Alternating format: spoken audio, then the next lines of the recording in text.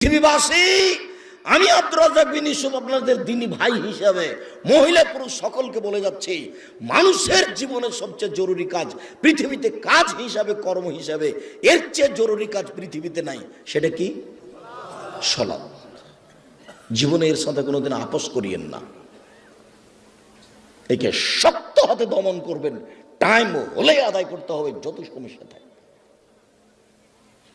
কোনো দিন 5 মিনিটের জন্য এর সাথে আপোষ করবেন না। এর চেয়ে জরুরি কাজ পৃথিবীতে নেই।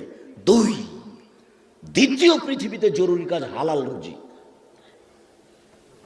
আপনাকে আমি ব্যাংকে লোন নিয়ে ব্যবসা করতে বলিনি, কোনোদিন বলিনি।